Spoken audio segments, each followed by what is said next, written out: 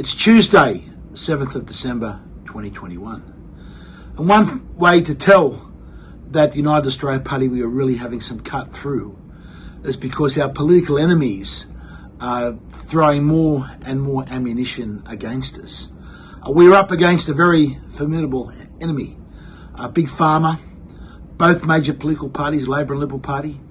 These groups have dozens and dozens of media advisors that work on spreading misinformation, starting and seeding disinformation campaigns against us, and hoping that it'll somehow catch on. Now, it's been very sad and unfortunate that a blogger here in Sydney, Mr. Romeo Georges, has put out a video where he's actually been duped into spreading a lot of this misinformation and disinformation. I believe that Mr. Georges has a good heart. I believe he's trying to do his best to what he believes doing his best, but sadly, he's clearly been got at. People have given him misinformation, and he's spread it, which is very disappointing and sad. All he had to do was pick up the telephone. I would have been happy to explain things to him, give him the true story, so he didn't go down this unfortunate track. Now, I tried to explain to Mr. Georges how the preference system works.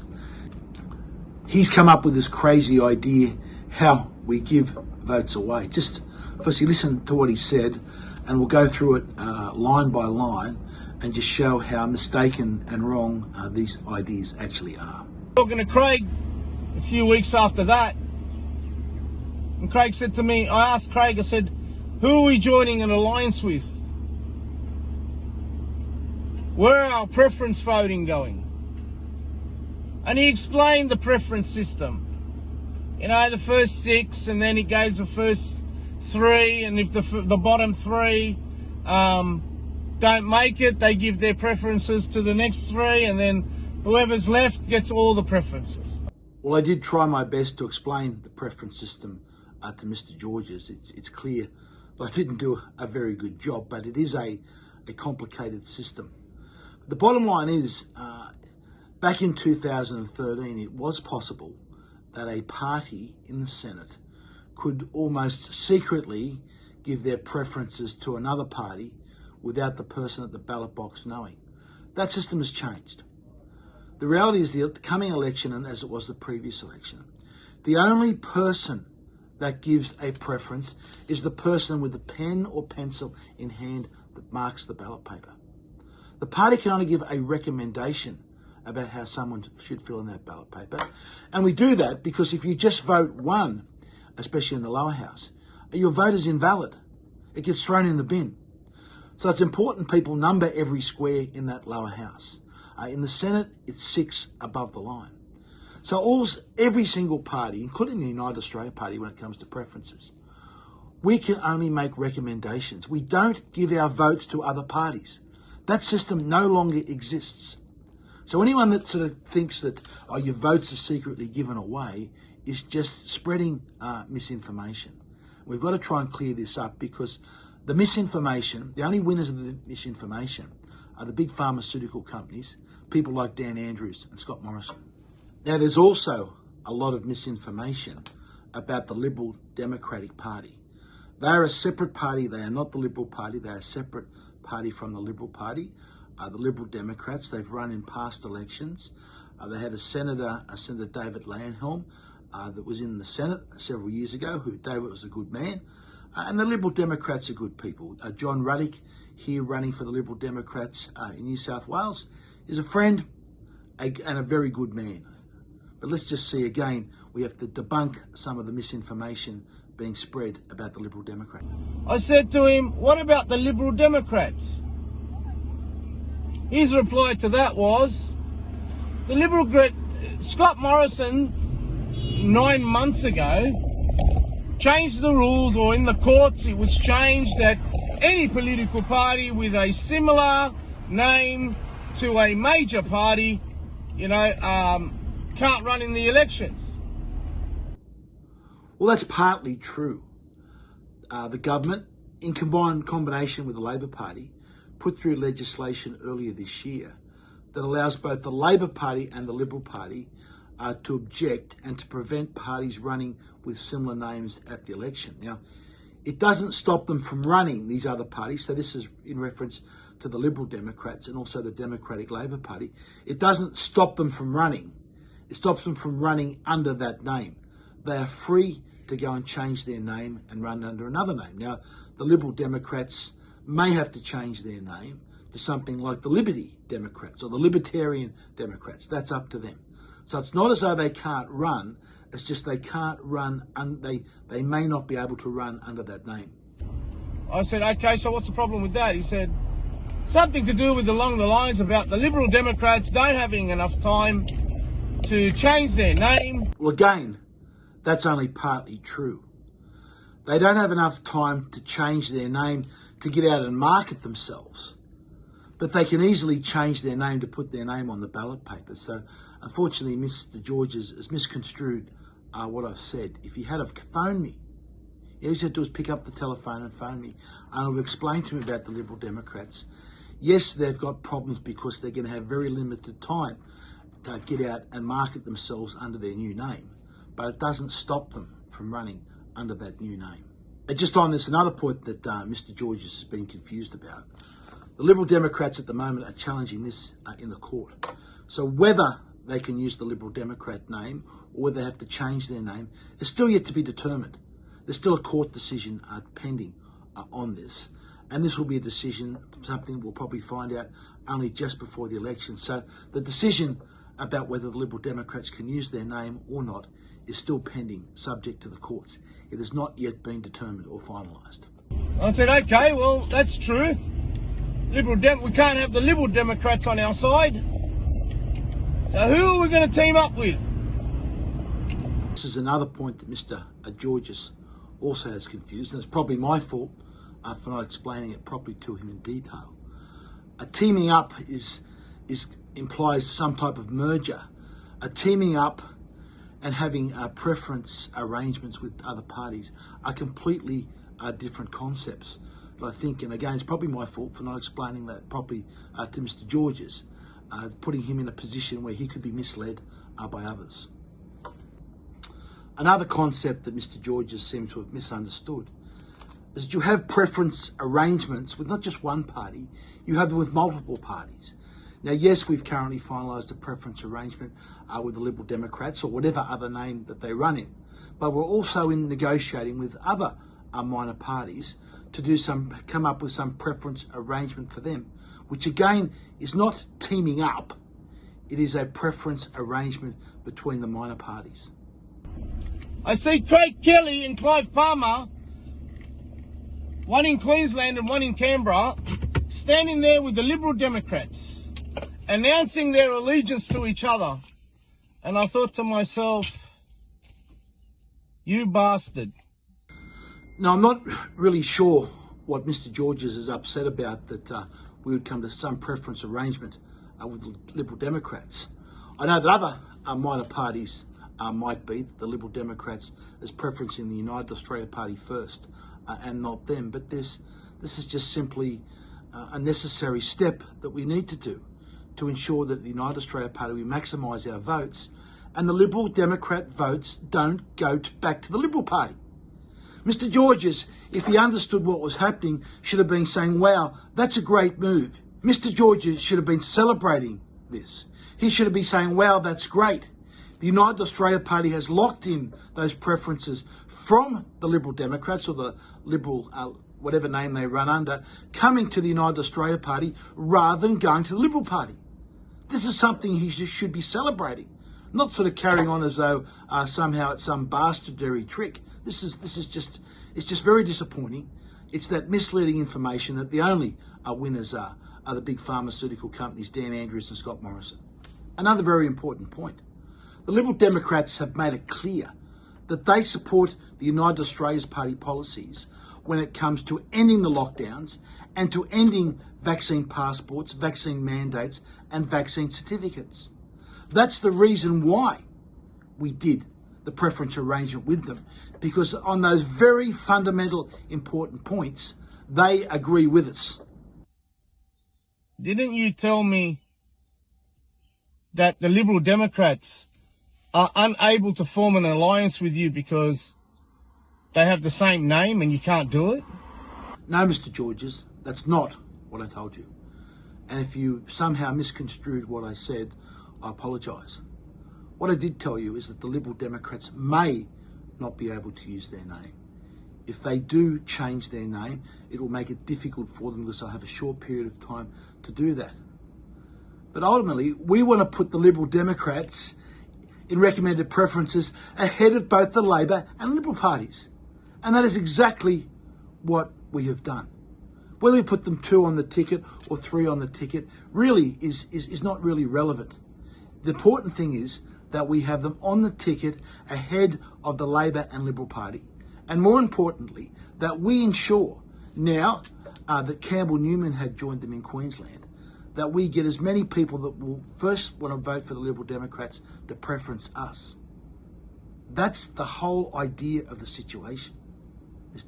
Clearly, and again, I apologise to Mr. Georges if he's misconstrued what I said, but again, it comes about through not understanding a full understanding of the preference system, which is understandable because it is a very complicated system.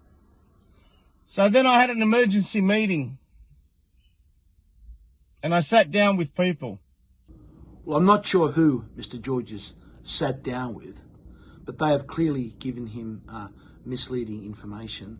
They've clearly put ideas in his head that are not correct. Again, if Mr. Georges only had to contact me, now, yes, I've been several weeks in Parliament, I've been locked up in quarantine, but surely he would have just try and contact me. I would have been able to explain the situation to him rather than him being misled by others. The other disappointing thing is that I did actually ring Mr. Georges after the rally in Sydney the previous week when I was driving down to Canberra, just to congratulate him on the MC for that rally and how well the rally was. At that time, Mr. Georges never raised any of these issues that he now is after someone's obviously gotten into his ear. I believe Clive Palmer is going to do a deal with the Liberals. He's, up until today, I believe, and it's my opinion and I'm entitled to it, and it's the opinion of a few other people that I had a meeting with, I believe Clive Palmer doesn't want to win the election. Because what happened on Saturday at the protest? Clive stayed quiet and Kelly stayed quiet. Well, now we're going into cloud cookie land stuff. The idea that I stay quiet, anyone that's been following me knows what an absolute nonsense that is.